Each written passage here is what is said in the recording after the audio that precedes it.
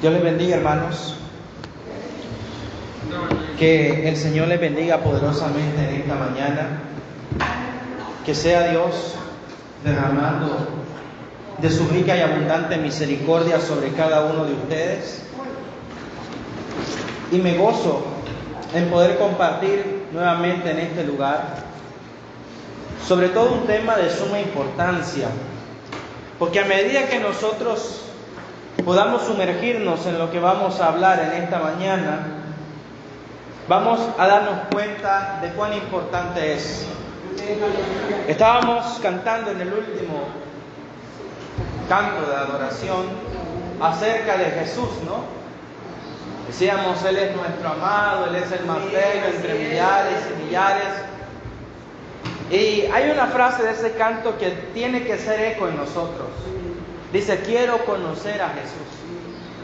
Y conocer a Jesús no solamente en el plano teórico, sino en un plano práctico, experimental. Yo no solamente vengo a compartir una verdad teológica, vengo a compartir una realidad. Cristo es real. Pero el Señor también nos advirtió que habrían falsos Cristos, falsas ideas acerca de Jesús. En el mundo nosotros encontramos muchas ideas erróneas acerca de Jesús. Algunos dicen que era un maestro de moral, otros que era un hombre o un profeta, ¿verdad? Lo vemos en los evangelios. Y en una ocasión Jesucristo, Evangelio de Marcos en el capítulo 8, no lo busquen, solo se los estoy mencionando, estaba en un lugar llamado Cesarea de Filipo y se detuvo un momento y llamando a sus discípulos les dijo, ¿quién dicen los hombres que es el Hijo del Hombre? O sea, ¿quién dicen las personas que soy yo?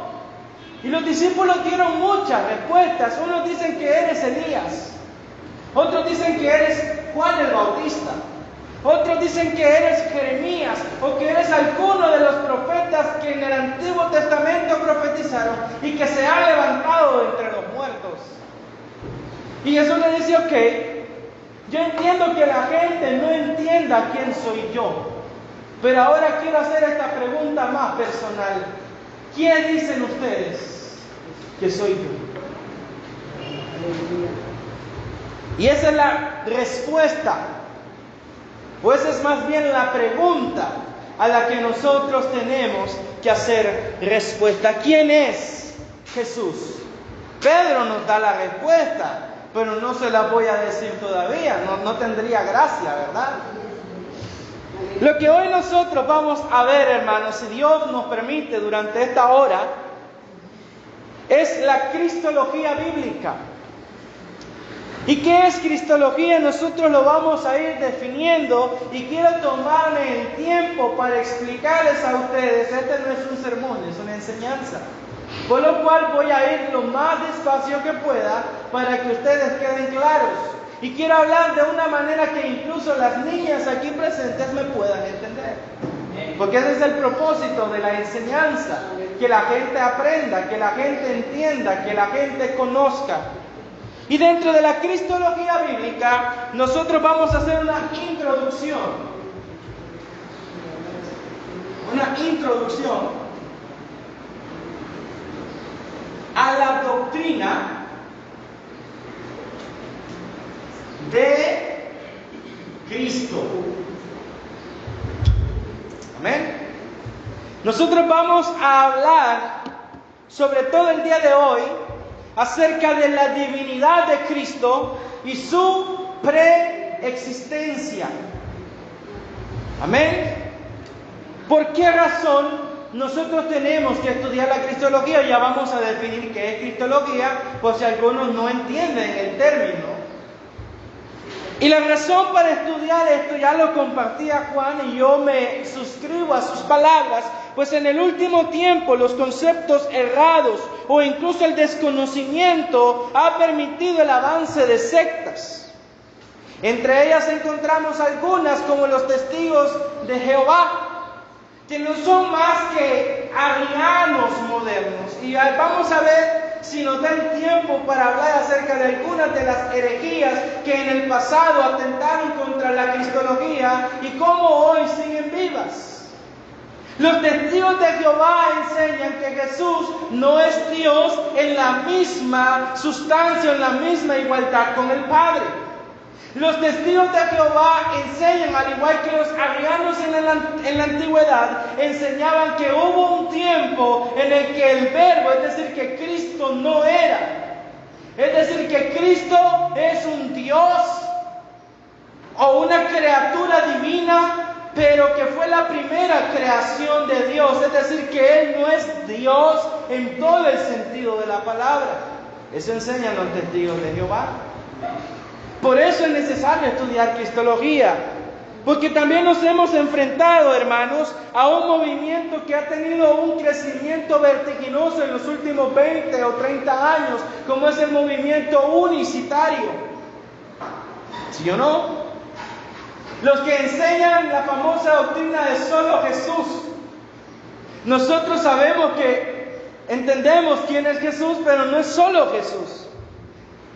Ellos enseñan una herejía antigua llamada el modalismo. Ellos enseñan que algunas veces Dios se manifiesta como Padre, en otras se manifiesta como Hijo y en otras se manifiesta como el Espíritu Santo. Pero es un solo Dios que se manifiesta de diversas formas. Pero nosotros, al estudiar la Biblia, nos encontramos que no es así. Y les voy a dar un ejemplo práctico. En Mateo capítulo 3, cuando Jesús baja al Jordán para ser bautizado por Juan, nos encontramos con una escena bastante curiosa. Jesucristo desciende a Juan y le pide ser bautizado.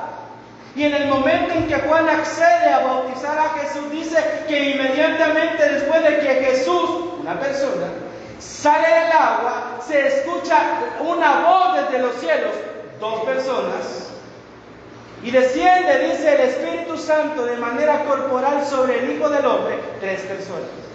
3 personas distintas. No puede entonces ser un solo Dios que se manifiesta unas veces como Padre, otras veces como Hijo, otras veces como Espíritu Santo, porque en esa misma escena nosotros encontramos a 3 personas distintas. Al Hijo siendo bautizado, al Padre hablando acerca del Hijo, este es mi Hijo. A ver, los que son padres acá entenderán esto. Ustedes tienen a sus hijos, pero ustedes no son hijos de ustedes mismos, y ustedes no pueden ser padres de ustedes mismos. Es imposible, ¿no? Entonces así también nosotros podemos hacernos la idea. Dios el Padre tiene un Hijo, Dios el Hijo, y de la relación de ellos emana, se manifiesta la tercera persona, la Trinidad, que es el Espíritu Santo. Entonces nosotros no podemos dejarnos engañar ante este movimiento que enseña el modalismo. Otra herejía contemporánea que ha agarrado mucha fuerza es el mormonismo, los mormones, lo de la iglesia de los santos de los últimos días, yo no sé qué cosa más. Ellos enseñan una herejía llamada el triteísmo. Es decir, ellos confiesan que hay 3 dioses, el Padre, el Hijo y el Espíritu Santo. Es decir, ellos hacen una distinción completa. Ellos enseñan que hay 3 dioses, pero nosotros no creemos eso.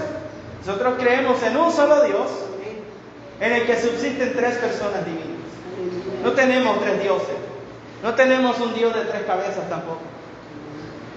Y hay una religión mucho más peligrosa que ha tenido un avance increíble en Europa y en América, en Norteamérica y sobre todo en algunos países de Centroamérica, como es el Islam. Ellos enseñan el unitarismo y el pseudo-ebionismo. Ellos creen en un solo Dios, el único, Alá, ¿verdad? Un solo Dios. Por tanto, Dios no tiene hijo, por tanto, Dios no es padre. Y dicen que como es un Dios y es espíritu, no puede tomar forma corporal. Dios no puede tomar forma corporal. Eso atenta con lo que leíamos en el versículo 14 del capítulo 1. El verbo, que es Dios, ya lo vamos a ver más adelante, se hizo carne. Dios toma forma corporal. Y el ebionismo tiene que ver con la persona de Cristo.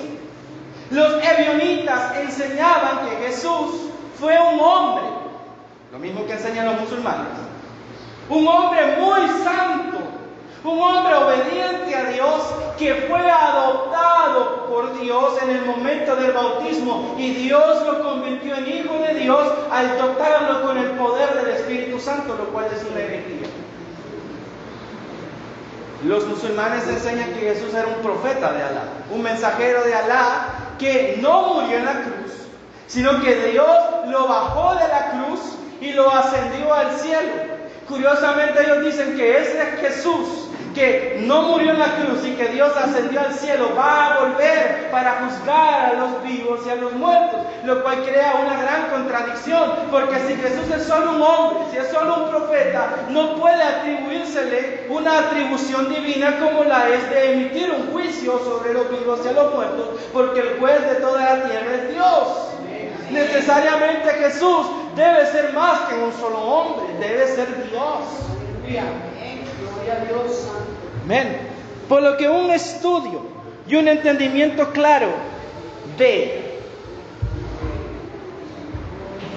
quién es Jesús nos permitirá, hermanos, tener una mayor claridad acerca de nuestra fe y nos guardará del error.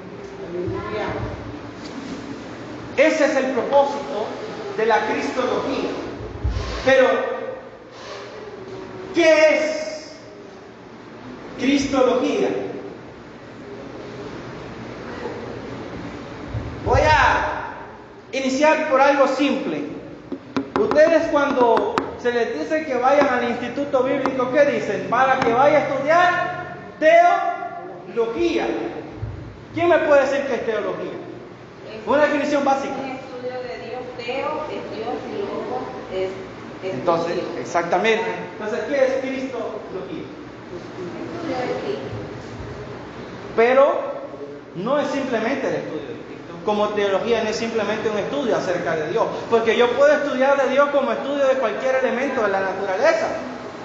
Pero el sentido del estudio de la teología y de la cristología no es solamente tener información acerca de Dios o acerca de Cristo, sino que ese conocimiento nos transforme a nosotros, nos impacte a nosotros. Porque hay personas que no son cristianas y estudian teología y tienen información acerca de Dios y pueden hacer conceptos y definiciones teológicas cerradas. Ya lo estamos viendo con esas sectas y religiones falsas. No basta con simplemente tener definiciones acerca de Dios, sino entender quién es Dios. ¿O no dijo Dios a través del profeta Jeremías? No se alabe el sabio en su sabiduría, ni el rico en sus riquezas, ni el valiente en su valentía, sino alábese en esto el que se hubiere de alabar, en entenderme y conocerme, que yo soy el Señor, que hago justicia y misericordia, porque estas cosas quiero, dice el Señor. ¿Se dan cuenta? No es simplemente tener información acerca de Dios, sino que el entender quién es Dios nos permita vivir una vida cristiana mucho más profunda. ¿Por qué soy cristiano? ¿Qué significa ser cristiano? ¿Por qué creo lo que creo? ¿Cómo puedo defender lo que creo? Ese es el propósito. Porque podríamos cometer el error de definir la cristología como el estudio de Cristo. Pero aunque esto es cierto, existe un peligro latente que, si no estamos atentos, nos puede cautivar. Y es el peligro de estudiar a Cristo como uno estudia la vida de un personaje histórico. Puede ser como estudiar a Alejandro Magno. Hombre, Alejandro Magno fue un gran rey de Macedonia que conquistó un inmenso imperio, derrotó a los persas. Tuvo grandes campañas y grandes conquistas, invicto, nunca perdió una batalla. Pero ¿en qué me beneficia espiritualmente estudiar a Alejandro Magno? Claro, yo entiendo, es el cumplimiento de la Biblia. Dios había profetizado que Grecia se levantaría y podemos irnos a estudiar la estatua de Daniel y ver todas esas cosas. Pero ¿en qué me beneficia saber quién es Alejandro? ¿O en qué me beneficia saber quién es Mahatma Gandhi? ¿O quién es Platón? ¿O quién es Aristóteles? ¿O quién es Julio César? Puedo tener información histórica acerca de esos personajes, pero ¿en qué me va a impactar a mí? Nosotros tenemos que estudiar a Cristo como alguien más que un simple personaje histórico. Tenemos que estudiar a Cristo para conocer a nuestro Señor y a nuestro Dios. ¿Por qué es que llamamos a Jesús Señor? ¿Por qué es que decimos que Jesús es Dios? ¿Y por qué lo adoramos como a Dios? Estaban cantando, quiero conocer a... Estaban adorando a Jesús, ¿sí o no? ¿Por qué estamos adorando a Jesús? Porque es Dios. ¿Verdad? Porque si fuera un mero hombre seríamos idólatras. Lo mismo que los católicos, que rinden adoración a seres, a personas muertas, a estatuas. Pero nosotros no hacemos eso, porque nosotros confesamos que como Jesús es Dios, Él vive para siempre, ¿sí o no? ¿Se dan cuenta por qué nosotros debemos estudiar cristología? Porque estudiar a Cristo como a cualquier otro personaje histórico no va a influir en nuestra conducta, ni va a cambiar nuestro parecer, ni va a erizar nuestra piel. Más que estudiar a Cristo, debemos aprender a Cristo, como dice Efesios 4:20, porque no habéis aprendido así de Cristo. Debemos aprender a Cristo, entender a Cristo y que la vida de Cristo nos impacte y se vea reflejada en nosotros. Debemos aprehender a Cristo. Pues nuestro estudio debe ser sometido al fuego de la palabra, si no se convertirá en un frío estudio sin propósito más que el de adquirir un conocimiento académico. ¿Ven? Si quiere estudiar teología de manera académica, vaya a Cristo. Pero la intención del estudio bíblico en la iglesia no es esa. Es que lo que aprenda lo impacte. Por eso Santiago siempre decía, no son los oidores los justos ante Dios, sino los hacedores. El estudio bíblico me debe de llevar a una práctica bíblica. Ese es el propósito de estudiar la doctrina, la enseñanza acerca de la persona de Cristo. Y para eso nosotros vamos a utilizar un método de estudio cristológico que yo denomino Cristología del descenso. Y antes de que me digan, hermano, ¿y de dónde sale todo eso? Vayámonos a la Biblia, a Filipenses capítulo 2. Filipenses capítulo 2, versículos del 6 en adelante al 11. Filipenses 2, versículos 6 al 11. Y va a notar un patrón que Pablo emplea aquí.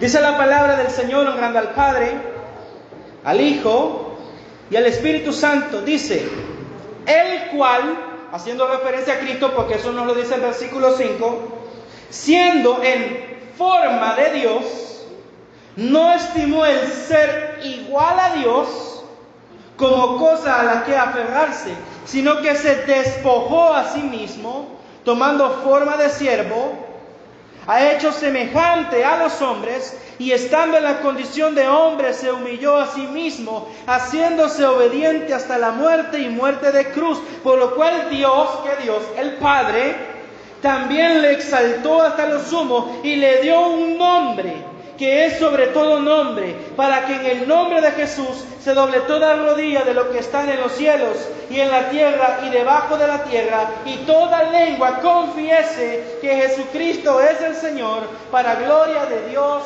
Padre. La cristología del descenso implica que nosotros debemos estudiar a Cristo desde su divinidad.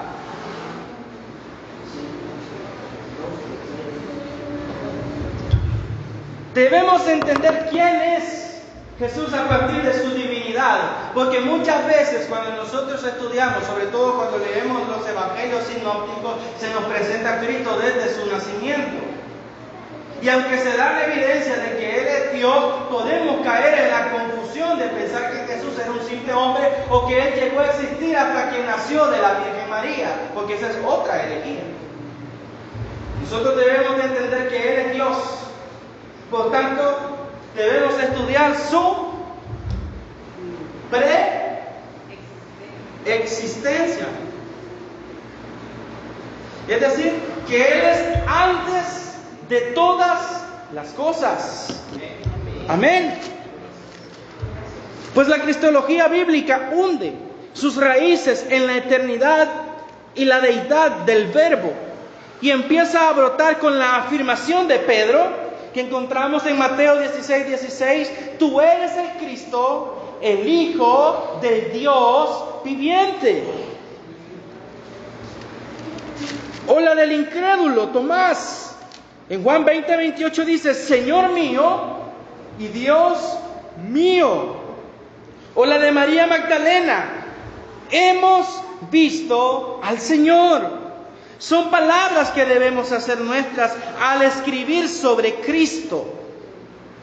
O estaríamos negándolo. ¿Por qué? Porque el fundamento de nuestra fe es esta declaración: que Jesucristo es nuestro Señor y nuestro Dios. Si no, vaya conmigo, Primera de Juan capítulo 4, versículo 2.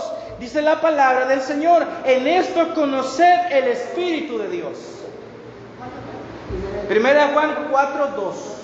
Primera de Juan 4, 2. En esto conocer el Espíritu de Dios. Es decir, si nosotros tenemos al Espíritu de Dios, en esto se manifestará que nosotros lo tenemos.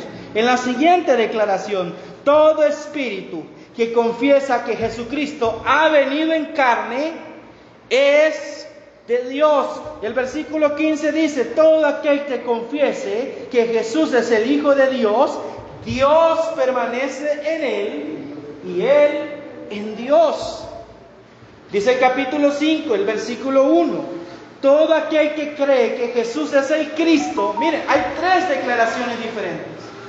La primera: Cristo ha venido en carne. La segunda: es el Hijo de Dios. Y la tercera: Jesús es el Cristo. Es nacido de Dios. Y todo aquel que ama al que engendró, o sea, al Padre, porque el Padre engendró al Hijo, no en virtud de un origen, y eso ya lo vamos a ver más adelante, ama también al que ha sido engendrado por Él. Si usted dice amar a Dios, al Padre, debe amar a Cristo. Por eso los testigos de Jehová no son salvos, porque ellos dicen amar al Padre, pero no reconocen al Hijo. El que dice conocer al Padre, pero no confiesa al Hijo, no tiene ni al Padre ni tiene al Hijo. Eso dice la palabra del Señor. Pues dice: el que cree en el Hijo de Dios tiene el testimonio en sí mismo. El que no cree a Dios le ha hecho mentiroso, porque no ha creído en el testimonio que Dios ha dado acerca de su Hijo. Y este es el testimonio, que Dios nos ha dado vida eterna, y esta vida está en su Hijo. Amén. Nosotros tenemos que tener esta seguridad. ¿Por qué? Porque ya le decía, si no confesamos esto, le estaríamos negando, como dice Primera de Juan capítulo 2, versículos 22 y 23. Dice: ¿quién es el mentiroso? Sino aquel que niega que Jesús es el Cristo. Este es anticristo, el que niega al Padre y al Hijo. Al Padre y al Hijo. Todo aquel que niega al Hijo tampoco tiene al Padre. El que confiesa al Hijo tiene también al Padre. ¿Se ha dado cuenta de esa declaración bíblica? Por eso es necesario, hermanos, entender esto. Un estudio sistemático de la cristología nos permitirá reconocer lo siguiente: reconocer que Jesús de Nazaret es el Cristo de Dios, el unigénito del Padre eterno, lo que exige o lo que nos exigirá ponerlo en una relación con su esfera de principio, que Jesús es Dios. Otra cosa a resaltar es que la esperanza cristiana Descansa no en cosas que se esperan, sino en Cristo mismo, como le enseña Pablo cuando escribe a los Colosenses en el capítulo 1, en el versículo 27, Cristo en vosotros, esperanza de gloria. 1:27, Cristo en nosotros, o en vosotros, la esperanza de gloria. Nosotros fuimos llamados, ya les decía al comienzo, a proclamar no solo una gran verdad teológica, sino una experiencia testimonial de una realidad viva, Cristo como nuestro Señor, y por esto es esencial estudiar la cristología. Habiendo hecho la introducción, Poderoso. aleluya, podemos comenzar. Vamos a hablar acerca de la divinidad de Cristo. Y para eso quiero que usted abra su Biblia en el Evangelio de Juan, en el capítulo 1, ahí donde tuvimos la lectura bíblica, en el versículo 1. Vamos a aprender, hermanos, que la Biblia es muy profunda. Amén. Deseo, hermanos, entonces, partir esta gran aventura bíblica, este viaje desde el puerto seguro de una definición bíblica de quién es el Señor Jesucristo. Tenga su Biblia abierta en el Evangelio de Juan, en el capítulo 1. Quiero definir, hermanos, esto, tomando lo que dice una confesión de fe, la confesión de Westminster del año 1689. Ustedes pueden investigar después qué es ese documento, ustedes lo pueden buscar. La confesión de fe de Westminster, en el capítulo 8, en su párrafo 2, define a Cristo de la siguiente manera.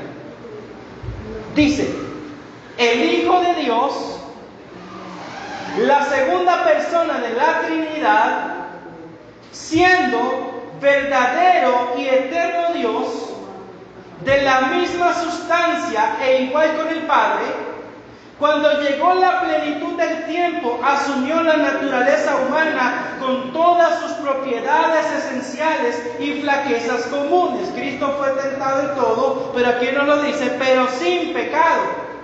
Fue concebido por medio del poder del Espíritu Santo en el vientre de la Virgen María, de la misma sustancia de ella, de donde asimila la naturaleza humana, de tal manera que en él existen dos enteras, perfectas y distintas naturalezas, la divina y la humana, fueron unidas inseparablemente en una sola persona, sin conversión, composición o confusión. Dicha persona es verdadero Dios y verdadero hombre, pero con todo, un solo Cristo, el único mediador entre Dios y los hombres. Amén. Notaron una expresión, verdadero Dios, verdadero hombre.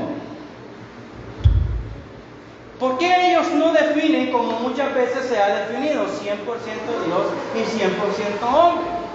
Cuando yo digo 100% Dios y 100% hombre, creo que ustedes entienden, ¿verdad? La idea. En Cristo hay una naturaleza humana y una divina. Sin embargo, ese término no es exacto. Por una cuestión, nosotros no podemos cuantificar naturalezas. Porque no podemos decir que en Cristo hay 50% hombre, 50% Dios, ni 99% hombre, ni 99% Dios, porque en el momento en que falte 1%, deja de ser hombre y deja de ser Dios. Por tanto, la definición o la manera más clara de hablar acerca de esto es verdadero Dios, verdadero hombre.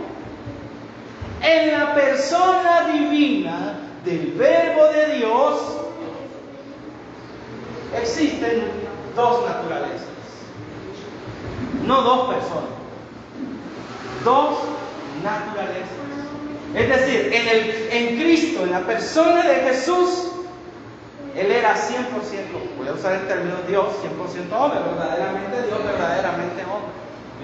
Por eso es que es peligroso, y cuando hablemos, si Dios lo permite en el futuro, de la crucifixión, de la pasión, es peligroso decir que el que quedó en la cruz era Jesús y el que descendió a las profundidades de la tierra era el Cristo. Porque estaríamos separando no la naturaleza, sino que estaríamos haciendo a dos personas distintas. ¿Se dan cuenta? Y esa es otra herejía llamada nestorianismo. Le estoy dando los nombres porque después ustedes pueden investigar más acerca de esto. Nestorianismo. Por el hecho de ser Dios, permite que Él sea el camino de encuentro con el hombre, haciéndose en sí mismo el único camino de acceso a Dios, ya que en Él y por Él, Dios desciende en gracia al encuentro de la criatura como nosotros lo encontramos. En Lucas 19:10, cuando Jesús, si no me equivoco, se encuentra con Zaqueo, ¿qué hace el Señor? Y le dice a Zaqueo: hoy es necesario que yo pose en tu casa, porque la salvación ha venido a esta casa. La salvación ha venido. ¿Quién es la salvación? Cristo. ¿Por qué nosotros somos salvos? Porque Cristo es nuestra salvación. Si usted está en Cristo, usted es salvo, hermano. Y está firme en esa verdad y no se desvía de esa verdad, usted es salvo. Y nada lo puede mover. Ya lo vamos a ver. Jesucristo mismo lo dice. El que está en mis manos, nadie los puede arrebatar, porque Él es nuestra salvación. Él es el Dios de nuestra salvación. Amén. Todo esto que hemos dicho nos debe permitir entender que Jesús es el Hijo de Dios y es el Hijo del Hombre. Ese es otro título que lo vamos a ir viendo cuando hablemos de la encarnación. Vinculando a este último el lazo de la humanidad de Cristo. O sea, el título Hijo del Hombre hace referencia a su humanidad. Y el primero, Hijo de Dios, a la divina, a la naturaleza divina que eternamente le pertenece. De modo que podemos alcanzar en la limitación de nuestra mente humana la inalcanzable dimensión de Emmanuel. ¿Y qué es Emmanuel? No es un nombre bonito, ¿verdad? Hay algunos que se llaman Emmanuel, aquí no. ¿Conoce a alguno que se llama Emmanuel? Emmanuel significa Dios con nosotros. Y esta frase expresa una verdad: que Jesús es Dios y que se ha hecho carne, porque ha participado de lo mismo en nosotros. Ha venido Cristo a habitar con nosotros. Y el Verbo se hizo carne, primero, Evangelio de Juan capítulo 1, versículo 14, y habitó entre nosotros.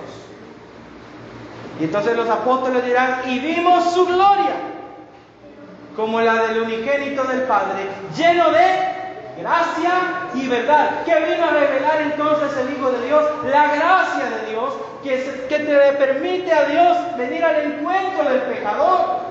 Es decir, Cristo ha venido a hacer posible lo que antes era imposible. A causa del pecado nosotros estábamos separados de Dios y era necesario que hubiese un puente, un medio de acceso a Dios, un mediador entre Dios y nosotros. Y el Hijo de Dios, la segunda persona de la Trinidad, en virtud de su encarnación, nos hace posible acceder a Dios. Pero eso lo vamos a ver más adelante. Vamos a iniciar entonces, hablando de la divinidad. San Juan capítulo 1, versículo 1. Y quiero que desglosemos el versículo 1, porque el versículo 1 es muy profundo. Porque tiene unas frases que nosotros las leemos en español y diríamos: hermano, no es tan complejo. Pero cuando usted se va al idioma original, hermano, le causa dolores de cabeza. Y causa dolores de cabeza a los que se dedican a las traducciones de la Biblia.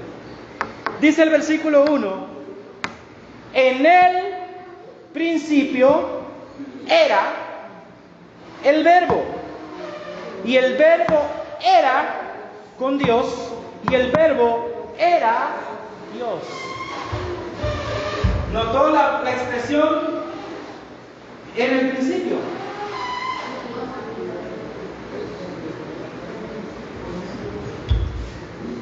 ¿A qué creen que hace referencia esa expresión en el principio? ¿Dónde más aparece esa misma palabra o esa misma expresión? Génesis 1:1. ¿Qué dice Génesis 1:1? ¿Qué hizo Dios? Creó los cielos y la tierra. Pero en el principio ya estaba Dios, ¿sí o no? Él era antes de todas las cosas, el Dios eterno. ¿Y qué dice acerca del verbo? Que Él era en el principio. En el principio era el verbo. Por tanto, la referencia que aquí se hace a la expresión principio ha de entenderse como lo que es un existir antes de todo. O dicho de otra manera, un existir eterno. Puesto que antes de la creación solo existe Dios que vive eternamente en sí mismo. Y aquí es donde nosotros deberíamos entender la Trinidad. Porque si yo les pregunto, si solo existía Dios antes de que Él hiciera el mundo invisible y el mundo visible y creara a los ángeles y a todas las cosas, ¿cómo podía vivir Dios? ¿O cómo podía existir Dios? Si no creemos en la Trinidad, diríamos que existe un solo Dios, entonces Dios estaba solo. Por tanto, Dios no tenía en quién alegrarse, ni tampoco tenía a quién amar. Por eso es que la idea islámica de Dios hace de Dios un ser miserable y triste. Porque si nosotros entendemos que en el ser de Dios subsisten tres personas divinas, entonces entendemos que el Padre podía amar al Hijo y el Hijo podía amar al Padre, y del amor trinitario fluye el Espíritu Santo. Y en esa relación se encontraba el Verbo con el Padre, porque el Verbo era en el principio, antes de todas las cosas. Si no, quiero que leamos Proverbios capítulo 8, versículo 22 y versículo 23. Dice la palabra del Señor en Proverbios, capítulo 8, versículo 22 y versículo 23. Voy a anotar acá. Proverbios 8, 22 y 23. Antes de que lo leamos, si ustedes han leído con cuidado el libro de Proverbios, han notado que hay una expresión o hay como un ser consciente en el libro al que el Salomón llama la sabiduría. Y esa sabiduría pareciera ser un ser que habla, que comunica, que revela. Por tanto, la sabiduría de Dios no es un simple concepto o definición como la entendían los filósofos de la antigua Grecia. La sabiduría es un ser. Y si nosotros decimos que el Verbo era en el principio, entendemos que esa sabiduría es Cristo. Amén. Dice el versículo 22 y 23: Jehová, el Padre, me poseía en el principio, ya de antiguo, antes de sus obras. ¿Y qué dice el versículo 23? Eternamente tuve el principado desde el principio, antes de la tierra. ¡Aleluya! ¿Se dan cuenta? El Señor Jesucristo, o a quien Juan llama el Verbo, es antes de todas las cosas. Y antes de que sigamos leyendo acerca de este punto, quiero que entendamos qué es el verbo. El verbo en griego es la palabra logos, que comunica la idea de la palabra. Cristo es, pues, el logos de Dios. ¿Por qué nosotros consideramos que lo que está aquí es palabra de Dios? Porque es la palabra que el Padre ha comunicado y que la ha revelado por medio del logos, que es Cristo, a través de la inspiración del Espíritu Santo. Cristo es el logos de Dios. Sigamos. Hay otro pasaje que quiero que leamos en el libro del profeta Isaías. En el capítulo 9, en el versículo 6 y 7, dice la palabra del Señor, Isaías versículo 6, capítulo 9, versículos 6 y 7, dice: porque un niño nos es nacido, esto lo veremos en la encarnación, hijo nos es dado. ¿Y qué dice? Y el principado.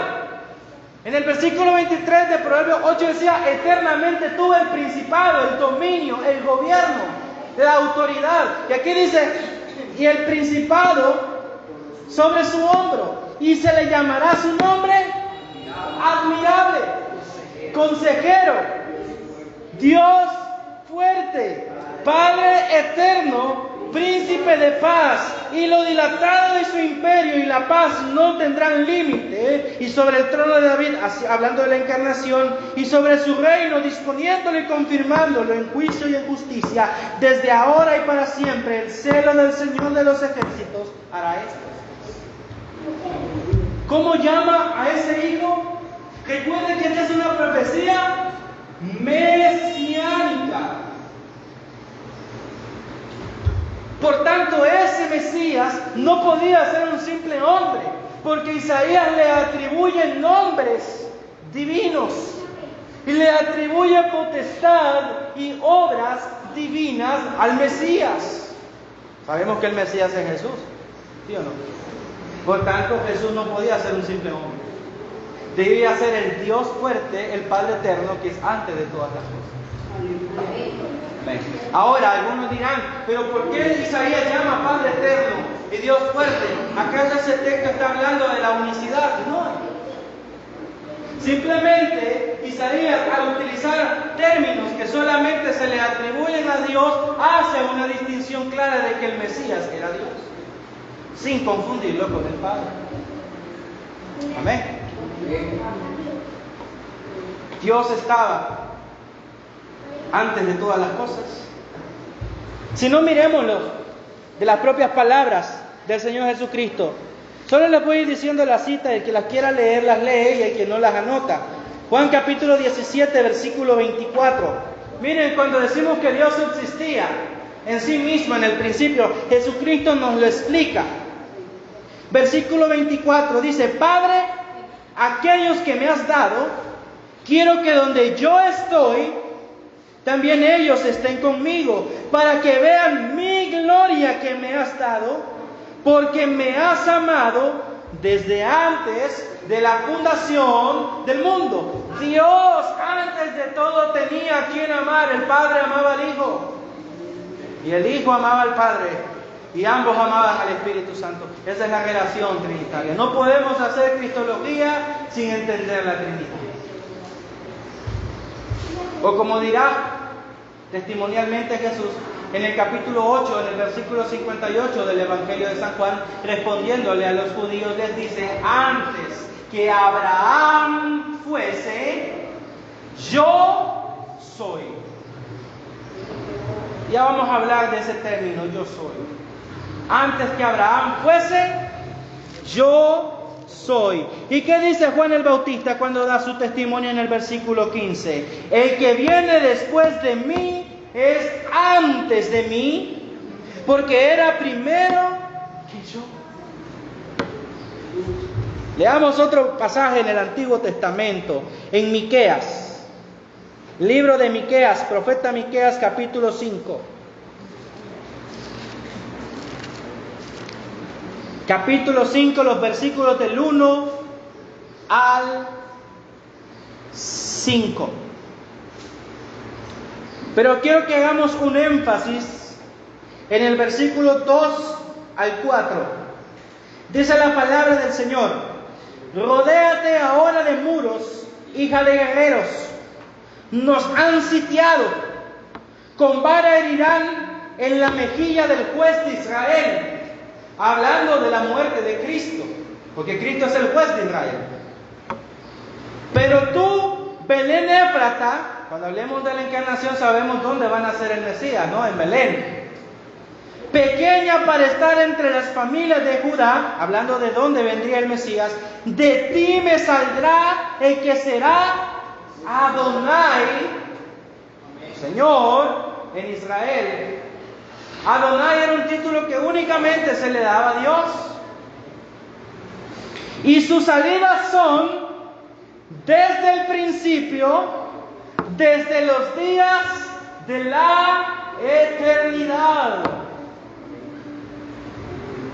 La expresión desde los días de la eternidad hace alusión a antes de todas las cosas. Humanamente nosotros no podemos concebir la eternidad porque estamos supeditados a entender las cosas en el espacio y en el tiempo. El Dios atemporal, el Dios eterno, en la encarnación de Cristo, se hace partícipe de la temporalidad, se hace parte de la historia. Pero eso ya lo vamos a ver más adelante. Y la expresión, el verbo, únicamente aparecerá otra vez mencionado por Juan en Apocalipsis, capítulo 19, versículo 13. ¿Quién me puede leer Apocalipsis 19, 13?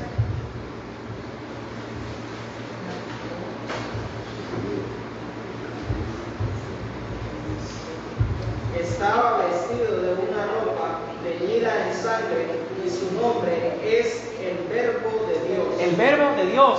¿Y quién es el que está teñido con su ropa en sangre? ¿Quién fue el que murió por nosotros? Jesús. Estaba teñido con sus ropas en sangre. En el capítulo 5 vi un cordero como inmolado. Pero ese cordero inmolado estaba vivo y recibe autoridad del que está sentado en el trono. Entonces sabemos que el Verbo es Cristo. Y hay otra expresión en el Evangelio de Juan que nosotros tenemos que ver. En el principio era el Verbo y el Verbo era con Dios. La expresión el Verbo era con Dios, o esta cláusula, es una cláusula posicional, pues expresa la situación del Verbo en relación con el Padre. Esto en realidad quiere decir que el Verbo está de cara al Padre, frente a frente con el Padre. ¿Se acuerdan de que en Éxodo, cuando Dios le habla a Moisés, qué le dice Moisés? Déjame ver tu gloria. ¿Y qué le responde Dios a Moisés? Ningún hombre verá mi rostro y vivirá. No obstante, el Verbo que está con Dios está de cara a Dios, frente a frente con Dios. Él puede ver el rostro de Dios, porque Él es Dios.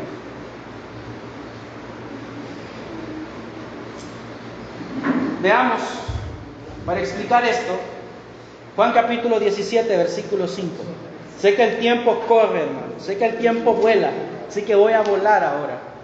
Versículo 5 dice: ahora pues, Padre, siempre Jesús refiriéndose al Padre.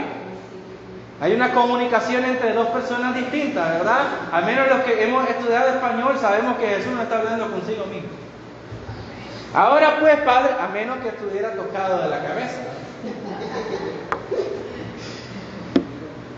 Glorifícame tú. ¿A dónde? Al lado tuyo. ¿Y cómo? Con aquella gloria que tuve contigo antes que el mundo fuese. Dios. ¿Sí o no que la Biblia es tremenda? Se explica solito. Al lado tuyo, gloria que tuve contigo. Por tanto, la gloria de Dios es también la gloria de Cristo. La gloria de Dios es la gloria de Cristo. Porque Cristo tiene la misma dignidad y potestad que el Padre. Gloria a Dios. Y si no, leamos un último texto. Juan capítulo 1, versículo 18, sobre este punto, para dejarlo claro. Dice: a Dios nadie lo vio jamás. El unigénito Hijo, veremos eso más adelante, que está en el seno del Padre, en la mismísima presencia del Padre, Él le ha dado a conocer. Y la tercera cláusula que nosotros encontramos en este evangelio es: el Verbo era Dios. Y esta debe ser entonces, hermanos, la conclusión lógica si somos coherentes con el pensamiento que tiene el apóstol Juan sobre la persona del Verbo. No es un Dios, como dice la traducción del Nuevo Mundo de la Sagrada Escritura de los TJ, sino el verdadero Dios, como lo declara Tomás en Juan 20:28, ya lo leíamos. Y Tomás, al ver a Cristo resucitado, dice: Señor mío y Dios mío. Y lo interesante es que quien lo está diciendo es un judío que ha confesado lo que dice Deuteronomio 6:4. Oye pues, Israel, el Señor tu Dios, el Señor uno es. Pero si está diciendo que Jesús es Dios, ¿cómo puede seguir sosteniendo la idea de que Dios es uno? Porque nosotros sabemos que Dios es uno, pero que en Él subsisten tres personas. El Verbo era Dios. Y encontramos, por tanto, en Juan 20:28 una confesión de fe, que Jesús es el Señor y es Dios. Y además vemos a Tomás adorando al Cristo resucitado como su Dios, siendo el judío. De hecho, los títulos Cristo, Señor, Hijo de Dios, que le da el Nuevo Testamento a Jesucristo, explican la filiación, o la relación que tiene el Hijo con el Padre, como procedencia eterna del Padre, de su esencia, de la esencia divina. A ver, Dios, como tal, es la esencia de la que participan las tres personas. Entonces, la filiación del Hijo procede de la procedencia eterna del Padre en virtud de su esencia y no de su voluntad. Es decir, Dios no creó al Hijo. De ahí que Jesucristo comparta la misma vida y potestad del Padre. El hecho de la humanidad de Jesús y de la resurrección corporal del Hijo de Dios expresa la incomprensible donación de Dios al hombre. Por consiguiente, que el que dona y el que se revela han de ser necesariamente Dios. Recordemos lo que decía Filipenses 2:11, para que toda lengua confiese que Jesucristo es el Señor. Leímos en Miqueas que dice el Señor en Israel, que sus salidas son desde los días de la eternidad. La palabra hebrea para Señor es Adonai. La palabra griega para Señor es Kyrios. Y Kyrios es la palabra que en el Nuevo Testamento los traductores en griego usaron para sustituir el nombre sagrado de Dios, de la misma forma que la palabra hebrea Adonai sustituía el nombre sagrado de Dios. Y sin ninguna vacilación, los autores del Nuevo Testamento atribuyeron el título Adonai o Kyrios a Cristo. En el Antiguo Testamento Israel confesaba que el Señor su Dios, que Dios, el creador de todas las cosas, era el Señor. Y en el Nuevo Testamento nosotros confesamos que Jesucristo es el Señor. Amén. Y ahora solamente les voy a mencionar, para los que quieran anotar, algunos pasajes bíblicos en los que ustedes pueden leer acerca de la divinidad de Cristo. Pueden encontrar en el Antiguo Testamento, leyendo Jeremías 33:16, Jeremías 33:16, Hebreos capítulo 1, versículo 8, que hace referencia al Salmo 45, versículos 6 y 7. En el Nuevo Testamento pueden encontrarlo en 1 Timoteo 2:5, Romanos capítulo 9, versículo 5, Tito capítulo 2, versículo 13. ¿Quién me lee segunda de Pedro capítulo 1, versículo 1? Segunda de Pedro capítulo 1, versículo 1, porque quiero terminar este punto para entrar a la preexistencia, que la voy a ver muy de pasada, porque ya el tiempo se nos ha llegado. Capítulo 1:1. Segunda de Pedro 1:1. Pedro, apóstol de Jesucristo. A ver, Juan, deja que lea el hermano. Diga. Simón Pedro, siervo y apóstol De Jesucristo. a los que habéis alcanzado por la justicia de nuestro Dios y Salvador Jesucristo, una fe igualmente preciosa que la nuestra. Amén. ¿Qué dice? Pedro, apóstol y siervo de Jesucristo. Y Él es nuestro gran Dios y Salvador. Pedro, judío, confiesa sin pudor que Jesucristo es su Dios y su Salvador, por quien ha alcanzado una fe preciosa y por quien también nosotros hemos alcanzado esa fe igualmente preciosa que la de Cristo. ¿Se da cuenta? La divinidad de Cristo es clara. Algunos ejemplos de la divinidad de Cristo en el Antiguo Testamento. Nosotros lo encontramos en esto, en Génesis capítulo 18, y solamente voy a hacer una breve mención de la historia, usted puede leer todo el capítulo, y dice que cuando Abraham estaba en el encinar de Mamre, se le acercan 3 sujetos, ¿verdad? 3 sujetos, pero inmediatamente identifica a uno de ellos como su Dios, porque se postra y lo adora y le dice, ¿qué viene a hacer mi Señor delante de su siervo? Y ese ser divino le anuncia cosas que solamente Dios puede anunciar, como el nacimiento de Isaac, el nacimiento de un niño, de una estéril, porque solamente Dios puede hacer eso. Y después le dice, y Jehová estaba delante de Abraham cuando interceden por el asunto de Sodoma y Gomorra. Por tanto, ese ser necesariamente ha de ser Cristo antes de su encarnación, porque recibe adoración. Lo mismo ocurre en Josué capítulo 5, en el versículo 13 al 15. Cuando Josué está cerca de la ciudad de Jericó, se le presenta un personaje y le dice, Josué, ¿eres de los nuestros o de nuestros enemigos? Y aquel personaje le dice, no soy ni de lo uno ni de lo otro, porque yo he venido como príncipe de los ejércitos del Señor. E inmediatamente Josué dice, se quitó el calzado y lo adoró.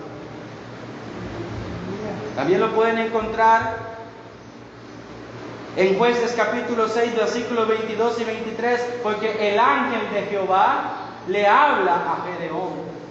¿Sí o no? Y Gedeón se asusta porque dice, he visto a Dios, voy a morir. Y dice que vino la voz de Dios que le dijo, tranquilo, no morirás. Nadie puede ver a Dios. Y en Jueces capítulo 13, en la historia de Sansón, vemos que el ángel del Señor se le aparece a los padres de Sansón y le habla acerca del niño. Y cuando hace aquel milagro, Manoa se asusta porque le dice, vamos a morir porque a Dios hemos visto. La deidad de Cristo también se encuentra expresada en los salmos, en el Salmo capítulo 2, en el Salmo 22, en el Salmo 45, los versículos 6 y 7, en el Salmo 72, los versículos 8 al 11 y el versículo 15, y en el Salmo 110, los versículos 1, 3 y 4. También podemos encontrar en otros pasajes acerca de la deidad de Cristo, en Daniel capítulo 2, versículo 44, porque el reino del Mesías sería un reino eterno. Y esto hace referencia también a Daniel capítulo 7, los versículos 9 al 14. Por tanto, hablando de la divinidad de Cristo, porque vamos a ver un poco su preexistencia para terminar, la conclusión definitiva debe ser esta: puesto que Cristo existía en forma de Dios, ya que recibe títulos dados como el Señor, siendo la imagen del Dios invisible, no cabe duda de que es Dios en unidad con el Padre y el Espíritu Santo. Ahora, desde luego que es Dios, nosotros entendemos que Él existe antes de todas las cosas, por eso entendemos la preexistencia. Si como se ha establecido, hablando de la deidad, se manifiesta en Jesús, si aquel que aparentemente era un hombre entre hombres, es Dios bendito por los siglos, se ha de poder establecer su preexistencia, lo cual es un asunto de vital importancia, ya que siendo Dios eterno en la unidad trinitaria, su presencia en el mundo de los hombres solo podrá comprenderse como el enviado divino que en el cumplimiento del tiempo se hizo hombre visible entre los hombres. Leamos un pasaje en Gálatas capítulo 4, versículo 4.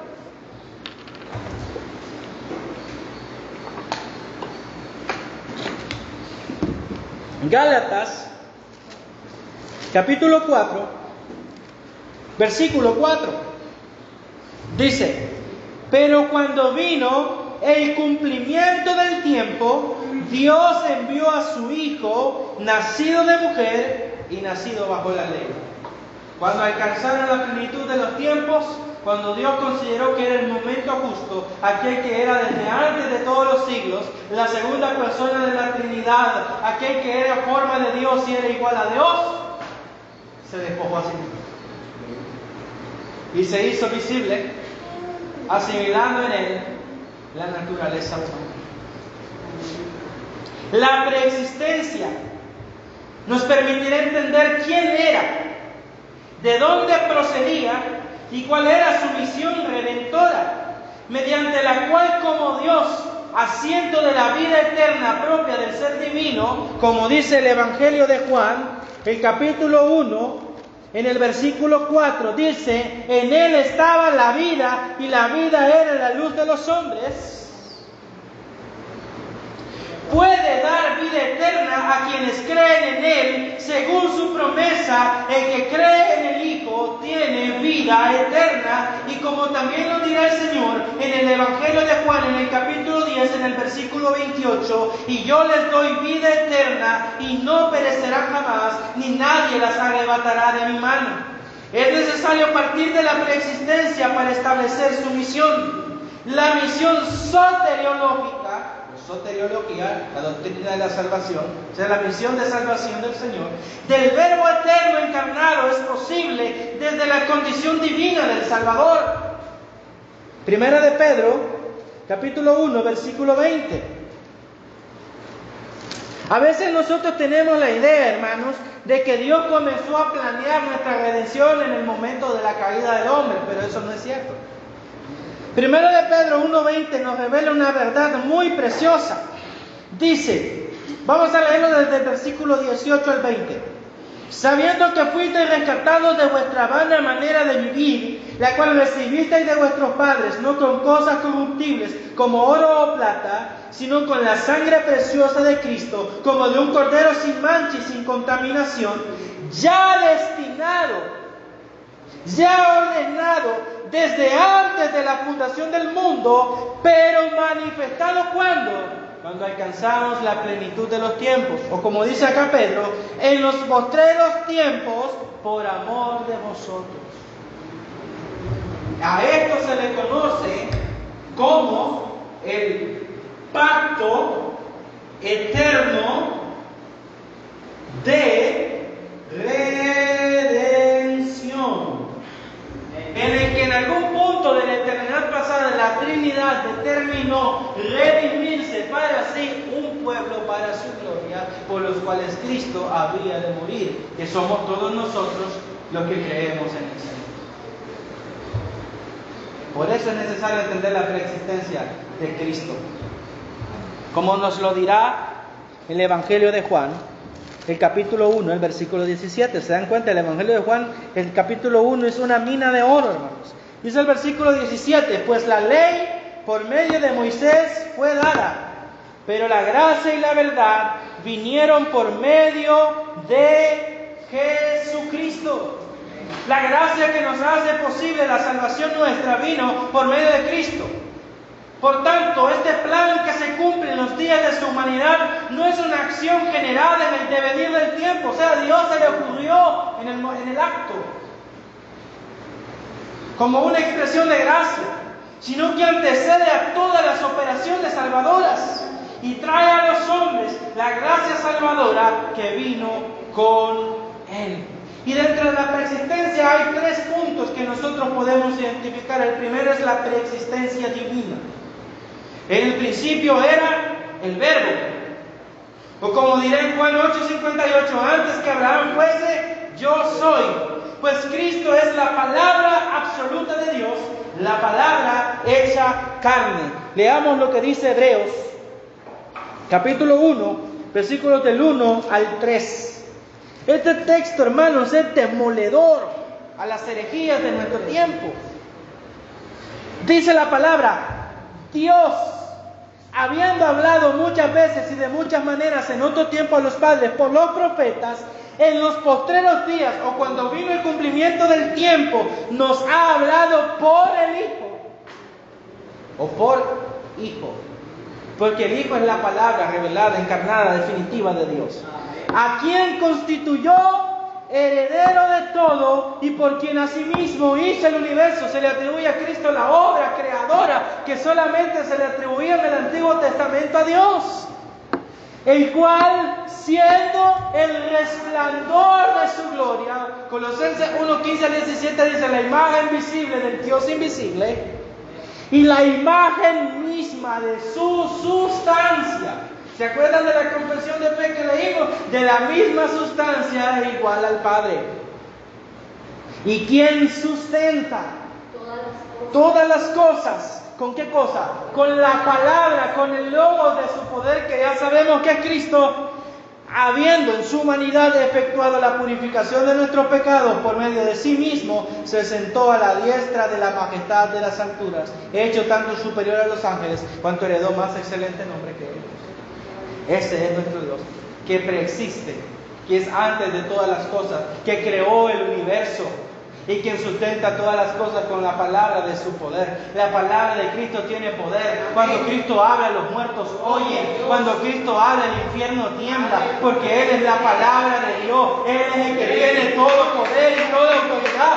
Dele palmas al Señor, hermano. Este es nuestro Salvador. Cuando llegue un testigo a su casa, dígale, yo no cambio al Cristo que yo predico.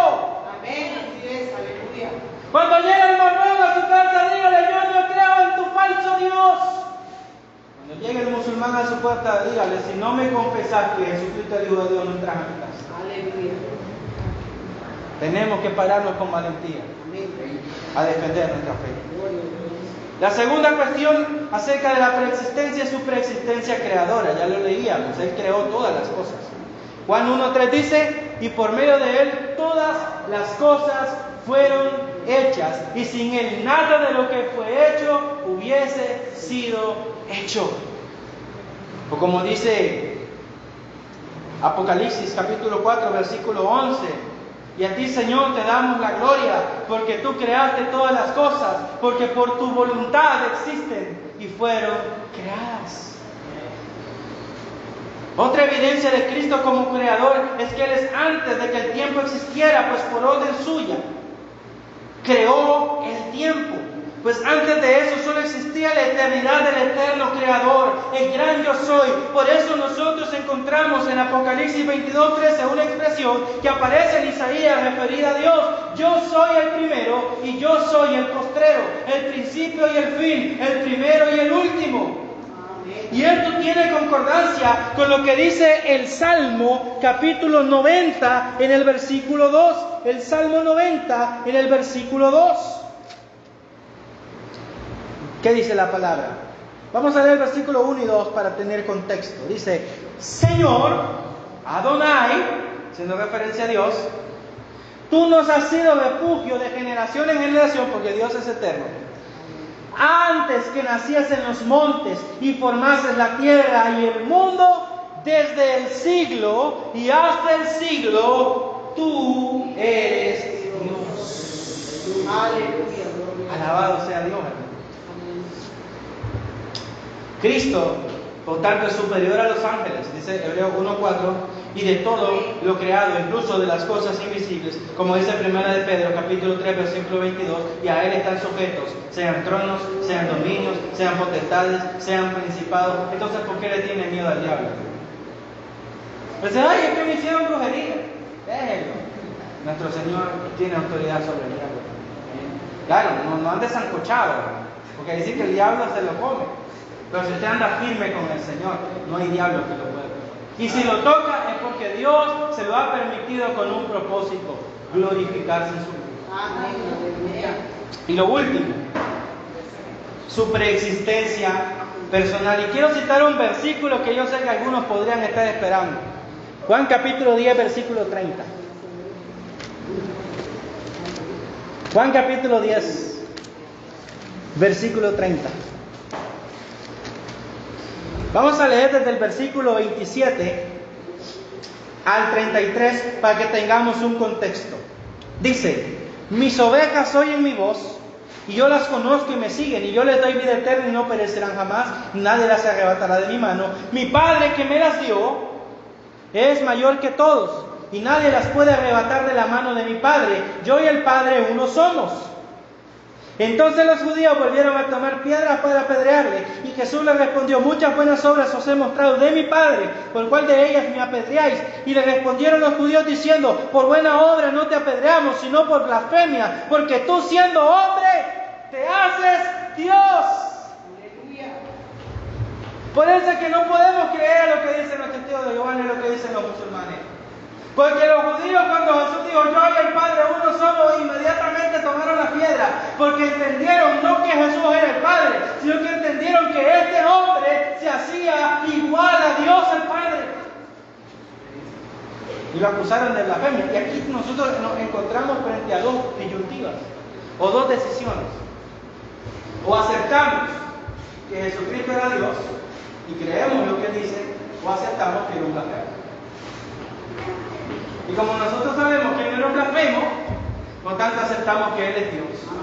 Y todo aquel que no confiese lo que Jesucristo ha confesado de sí mismo, no tiene parte ni suerte con el Señor. Así que nada que los musulmanes son nuestros primos, nada tienen que ver con esto. No son parientes nuestros, serán parientes del mundo, pero no nuestros. Amén.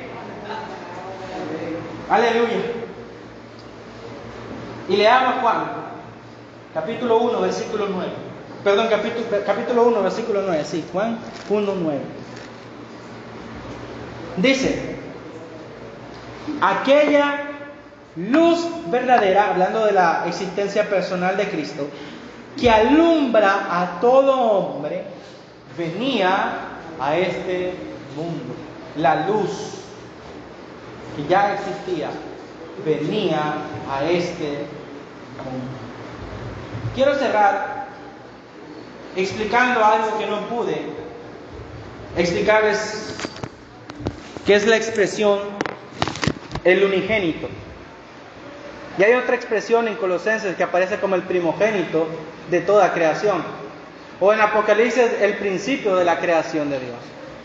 Si nosotros entendimos que en el principio significa que el verbo antecede a todas las cosas, cuando se le atribuye el término primogénito de toda la creación, o el principio de todas las obras, indica claramente que Él es la fuente que inicia todas las cosas. Es decir, Él es el punto de inicio. Claro, el universo no es eterno, ¿verdad? El universo, si nosotros creemos que Dios hizo los cielos y la tierra, como dice Hebreos 3, por la fe creemos que por la palabra de Dios hizo el universo, entendemos que el universo tuvo un comienzo y tendrá un final. Entonces, la fuente que da origen a todas las cosas no es el Big Bang, es Dios. Amén. Con la palabra de su poder. Por tanto, Él es el primogénito, en virtud que Él es el primero. Él tiene la preeminencia y por Él se hacen todas las cosas. Eso significa primogénito. Ahora, ¿qué significa unigénito? La palabra está compuesta de dos palabras en griego: unis, género, único en su género. Jesucristo es Hijo de Dios porque participa de la misma sustancia, de la misma esencia divina. Jesucristo es Hijo de Dios por filiación directa. Por tanto, Él es el único Hijo de Dios en el sentido de la que participa de todas las propiedades divinas. Nosotros somos hijos de Dios y por eso Cristo es el primogénito entre muchos hermanos, porque nosotros somos hechos hijos de Dios en virtud de la adopción. Somos adoptados. Aleluya. Nosotros no seremos dioses. Pero en Cristo, dice el apóstol Pedro, participamos de la naturaleza divina. Porque Cristo nos ha hecho parte de la familia de Dios. Eso representa unigénito y primogénito.